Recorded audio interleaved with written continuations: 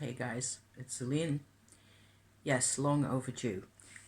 Oh, hold on 1 second. That's my bolognese department going into the oven. So 10 minutes. I hope that's not too annoying, the ticking noise. I'm in a massive dilemma, turns out, to talk about my family relationships, or total lack thereof rather, and my total awkwardness and inadequacy, or not. I might as well just, talk about my spinning. Talk about this law that's come in. So dirty. Regular sheep's wool. But it's really dark and nice, and I combine this one with a black sari silk fiber that I get, which fluffs out really beautifully, and then you get all the colors that are inside. It's like a black rainbow. No, this piece does not have one single end. It has two ends, actually. Let me see if I can actually show that. You can see that, right? It has neonish and red and magenta and lots of green and so on. No yellows though, hardly ever, I think. It does have bits of blues in there. So that is blue. It looks green on the screen now, but it's actually turquoise. I have those in all sorts of settings and color types. And so the first thread of my 2-ply is going to be these two together. It looks rather dark with red and bits and pieces. And the other thread is going to be the same wool combined with this wool, which is a multicolor. Mostly this though. It's a bit more orangey on the screen. It is very autumnal. There's another piece. This is like, on the screen, this is like 4 tints lighter than it actually is in real life. And there's going to be a red multi-silk in with that, which also had bits of green and purple and stuff like that. Very witchy. Lovely. So having tons of fun with that. Also the fleece that this comes from came in from, I found actually a source.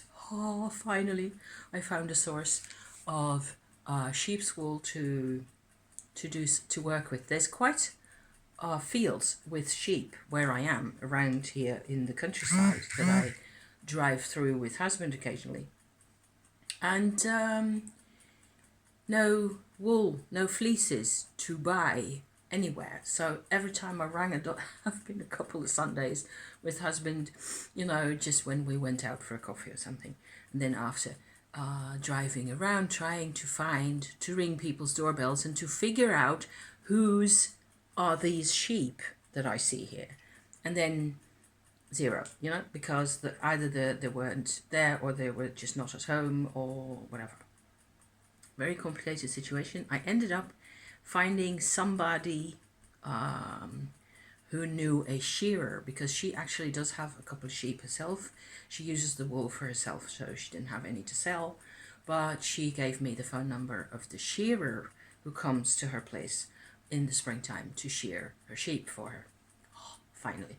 So I contacted this person, and they had really cheap this fleece, but it was so dirty. It was full of poopers. It was horrible. So by the time I figured all that out, this has taken me like a couple of days sorting and whatnot. I decided that I wasn't going to chuck 3/4 of it away again. I can see how this is discouraging for some people. And I have a sort of a production line for myself now that I can use whenever I feel the need, when I'm sort of depleting my stash here that I spin with. Shall me show you the actual yarn that I'm making with this. Let me see if I can get at that. That's my yarn. See? Very dark. So that's it has, both of the yarns will have 60-70% at least. Sorry for the hands and all the very unprofessional bits here. 60-70% of the yarn will be this dark wool. So it turns out I can actually wash it, or no soap because I want some of the lanolin to still be in there, but not poopers. So I've been struggling with that, and I figured it out. I can rinse it out 5 times, okay, and the third time it actually soaks for a little bit, like 10 minutes or so, in lukewarm water. So especially not too hot, because you don't want to have it felt on you. So you just have to keep the fibers loose and separate like that. And then I have a machine that is a like the spinning in a washing machine, a spinner machine separately. So not this machine, but a laundry spinning machine, if you can still follow me. I stick my rinsed wool into a pillowcase, cotton pillowcase, and then pillowcase goes into the spinner. It spins my thing for me and extracts a whole lot of the moisture. And then after that, I've got a couple of handmade drying racks. I'm just handmade, bits. Do it yourself, DIY galore here. And it works. And then I can, once it's properly dry, 100% dry, I can card those using my carding tools that I've always used, and for sheep's wool. But I've never had to wash fiber this intensely. Put this much work into the actual washing of the wool before even thinking of using it, because it's smelly and it's bad. So, but it's working, and the quality is a bit, variations in the whole of the sheep's fleece. There's variations within the fleece itself as to how long the fibers are. This stuff what I showed you just now, most of it is fairly workable. It's a very nice soft quality, very dense. It's got a lot of warmth to it, and it's really pleasant to work with. So yay me, I'm having quite a bit of fun with this, and I actually took up my work with this spinning wheel this November. It turns out, so I've done a couple of other spinning videos on my channel, not that many. I do a whole lot of DIY things and creative things and so on, which I occasionally share. And it turns out that this is a modern tool that is constructed so as to invite the use of all sorts of different fibers and bits and things into your work. Whereas the spindles that I've used, that I've shown as well, that I use for alpaca, for example, that I've made all sorts of stuff with, made all sorts of yarns with, I've done a lot of crochet with those. I have stuff to share. Hang on a second. My project, okay, my big spindle work project. Bear with. I'm not going to pause this time around, because you can just as well wait the half second that I need to grab my big spindle project here. So this is the yarn that is part alpaca and part colored wools and silks that I get just in one bundle like that. And the result of that yarn is crochet, okay, and looks by now something like this. If that's the inside, yes. This is the outside. I call this my Sabbath mantle, okay? This is wild crochet. It just goes on and on forever. I have no clue how many stitches there are in this. I just do whatever, okay? Also, this thing is darker in real life, and it has a lot of black alpaca in there. See? And circles of different types of yarns, where there's often 3 yarns as well, because with spindles you can combine 3, 4, 5 yarns into one, if you have that many spindles, that is. So tons of fun with all those. It turns out that the work that you get done with, that's my oven, I have to turn down the temperature now. So again, the place starts to smell beautifully of tomatoes and garlic and onions now. So dinner is on its way. Where was I? difference in work. Okay, so it turns out I've spent like 2 or 3 years maybe working either with spindles or, which looks something like this. This is a filled up spindle that I made myself out of a dishwashing brush, by the way. Also another DIY thingamabob happening there. Let me see, 30, yes. And there's another spinning wheel that I have upstairs, which is like a really old-fashioned one, an outmoded, like 1950s type. And that one, you also have to sort of decide, I'm going to use this type of fiber, and that's it. And then you just, the work itself is really simple. Whereas with my modern spinning wheel that I was showing you just now, I can use all these different types of fibers together, and it requires much more activity and much more complex. You have to constantly keep checking that the fibers you're using, I use 3, sometimes 5, 6 types of fibers together. Then I have to make sure everything goes towards the wheel at the same volume, more or less, or the volume I want, you know. I also make yarn sometimes from where I have bits, tiny short bits of ram's wool in white mostly, that I wash before using them actually, even though the white wool doesn't tend to have, you know, you don't need to wash that normally because it's not that dirty.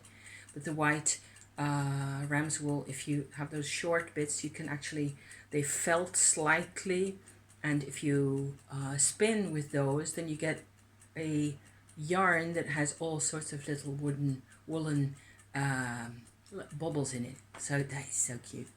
It's adorable. So yeah.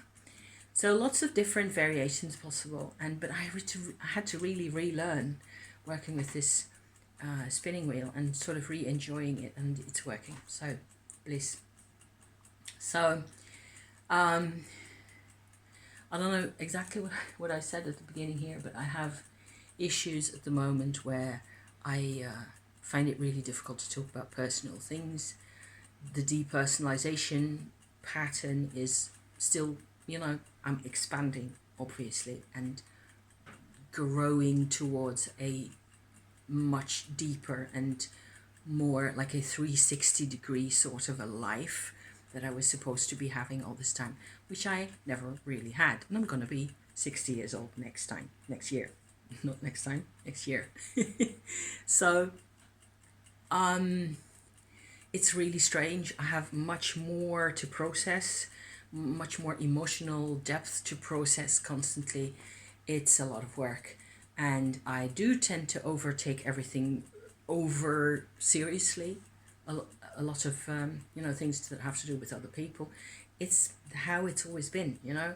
So I have to unlearn certain things and relearn other things, and I guess I'm doing it somehow.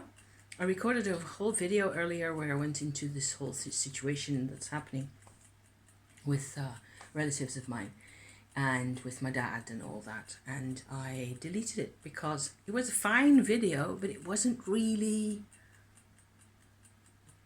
I wasn't really saying anything where I'm at with it. I was being really polite and fearful, and I have a lot of fear still. And you can tell me that's nonsense, but that won't help me get, you know, let go of it at all. If somebody's terrified, you have to make that not be true. You have to create a reality where the fear is not necessary. It's always been like, this was my life, you know. I was depersonalized because I was terrified all the time. I have half a life, and I resent this, that I had 60 years of my life.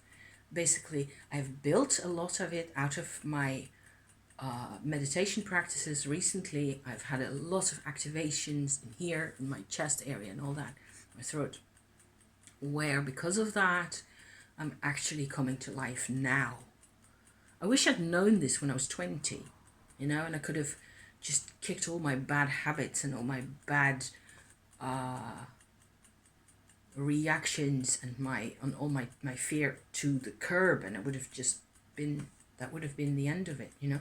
But I don't think it was possible to have a relationship with most of the members of my family, whether it was, you know, grandparents or whoever. There were just very few people. And so I've been making other projects as well, creative things. I have one more thing that I want to share, which also has to do everything with family and connections and things. This doesn't look like much. It's just fabric, right? Just a fold out. I've been into junk journaling a great deal, which is like so much fun.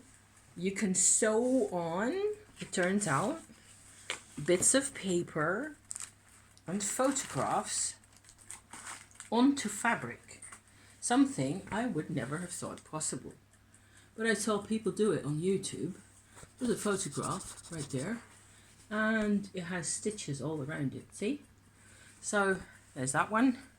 This is a combination of a couple of Chinese tea bags, so that's actually a pocket, like so. And the fabrics are somehow either personally relevant to me, or they're connected to old things, old bits and pieces. This is the recent bit that I did on this, which has 2 photographs and this little fabric right here. And this is a photograph of a moss plant in the forest that I took at some point, also ages ago, but like 20 years ago or so.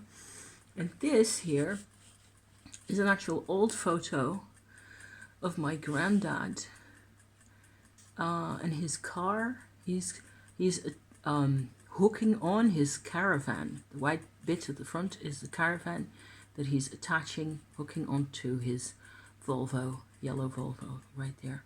And this takes place after he'd stayed with us for a week or 2, I think, in our home. My mom and I used to live in the northeast of France, in Alsace back then. So I was 13, 14, 15 years old at the time. And it's quite possible that I took this photograph. I'm not sure, I don't remember. But making this, sewing this onto each other, and then with the fabrics, where some of the fabrics are tied to Indonesia, and that used to be a colony of the Netherlands where I live, and my granddad used to be a school teacher back in Indonesia, and my mum was actually born there, so back in the day, you know. All that stuff I find to just be incredibly gratifying to do. This pocket of the tea bags here that I made, it holds this photograph, which is just a couple of bits of paper and cardboard from a package of chocolate bars here underneath, as you can see, with the hazelnut. And that is my mum on this side as a little girl, her mother and her elder brother, like that there. So this lives in the pocket that I made out of the Chinese tea bags, and it sits against a fabric that is basically Indonesian batik. So inside this sort of a folder that it became like that, I have paper materials, so more like junk journaling style, where I got a whole bunch of, this is fun, this was fun to do. It's completely different work, and no sewing machine is involved in this. This is all inks and paints, and based on top of, it's basically old magazines. So you have, I managed to acquire a couple of those volumes that you still find occasionally in this part of the country, in the southern half of the Netherlands, where there were mostly Catholics, as opposed to Protestants in the northern part of the country. I'm actually going to show the whole thing now, because this, I had so much fun doing this. So I cut out photographs and drawings and other images that I found striking or interesting or relevant in whatever way. I'm not going to go into all the details because bored to tears. Okay, thank you. But you see where I'm going with this. Trees and bits and pieces. Nature. There's a Mother Mary statue in there. There's a Jewish old cantor, a singer in the synagogue right down there. He was part of a puzzle that was on a piece of a page, and I cut it all out and I painted over it. So all the colors that you see here, it was all black and white, but the colors are mine. So I hid most of the materials that the puzzle was about because I didn't care about that. So, and then there's you know, other imagery like that. This is on its side, where it's a mother welcoming her children back. I think it's the children welcoming mother back actually to the story. There's a pocket in here, junk journaling style, right? Complete crazy junk journaling with bits and pieces coming from all sorts of these old magazines. And what I found striking and interesting to do is that it is somehow extraordinarily, let me see which example I had. This is a good example, I think. It's a mountain, which you can see properly. It has just a couple of patches of paint on it and around the outside. This is more paint, but the underneath is still quite striking, I find. This is like a microscope photograph of some bacteria growing or something like that. I don't remember what it was exactly.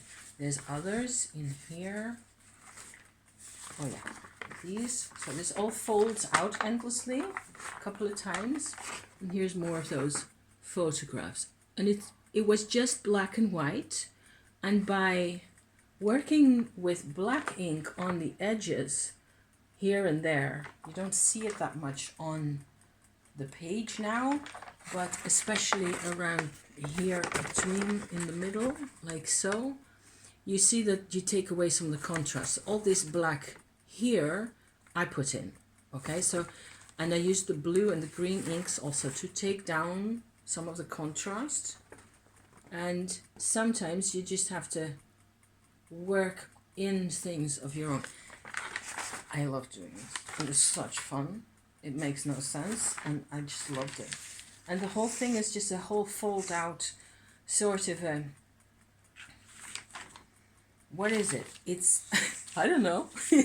it's a couple of stories in here, and I especially liked this bit. So this is rather cute, if I say so myself. There was a sort of a photograph, I think it was a photograph, of a cat, yes, originally. The expression of the cat was very panicky. So it was like wide-eyed and staring. They'd obviously done something to it, not Photoshop, because this was like, what, 1954, I think, that this came out, all this material. And I repainted some of the eyes and I gave it a bit of blue. It actually looks rather nice in real life. Behind this, okay, there's a fragment of a story that's actually from the book. Does this fold out? Yes, it does. Where it starts on the one end, goes like that, and it goes around the side, the other part. And it's about the war, the Second World War, that is, and the way people were in the resistance, and they were fighting and hiding in, more towards the southeast from where I am myself, literally. But they had this particular very alive memory of their experience back in the resistance, in those farmhouses, and trying to hide from the Nazis at the time. So that was quite intense, and for me it feels really relevant. I have a couple of images here that have something to do with the colonies, not so much Indonesia directly. There's links and ties, and some of it is personal, but not everything is like directly from my own life. It doesn't matter. I can just use these incredible photographs and make something out of them. These large books of these magazines will actually just get thrown away eventually, and So I have another example here. Just a slight example which I think is rather entertaining, where I have a connection with India myself personally, so through what I believe of my past lives, okay, and you can take with that and do with that what you want. I just think it's interesting and relevant for me. I loved these medieval, I think they are late medieval paintings. This one of a religious scene with Mary and the angel, I think, Gabriel. And so on this other side, there's a similar situation. And both of those have some architecture in them, some building, and with these arches and pillars. And so I have the image of the Taj Mahal, see, in the middle there. And I made outlines of oak leaves. I dried oak leaves and made, with paint, see, that's what it looks like. The color is actually coming out a bit more now. It tends to be rather... So all this folds into itself, and I haven't shown you everything, but I don't think you need to see everything. Every single detail. It's like fragments of my life and what appealed to me. And I basically just pulled out what appealed to me and what I thought was interesting to work with, and what looked dramatic and striking somehow for one reason or another. And so the cat goes back into its pocket behind the counter, as well as this, which is just this was Indonesia, I think, actually. Some kind of a ship in a port somewhere floating. So there's another image. It doesn't have to make sense. That's the good thing about junk journaling in general. It really doesn't have to. To me, it doesn't have to make sense, and it's not finished. And I'm not sure when I get to continue on with this. I just found it really satisfying to have the freedom. I don't think this will appeal to everybody, you know? I don't suppose it will, and I don't suppose it has to appeal to everybody. I just found it really satisfying to let myself glue and paste things and then see what happens. You have to make sure it dries flat a bit, so underneath a larger book or something. And then the texture of the old photographs, I hope I conveyed some of that, with the paint over the top and the inks and all that, it gets a new character somehow. So this was my latest crazy project. Totally crazy. A lot of my life makes more sense than this, but that's boring. Okay, so thank you for watching. Is that half an hour? Nearly. Thank you for watching. And if I'm chaotic and all over the place, welcome to how things go these days. I'm okay. I'm still here. Okay. Thank you so much for watching, and I hope you're doing okay yourself, and navigate it, and there will always be another springtime, and courage comes back to us in strange ways. See you next time. Thank you. Bye bye.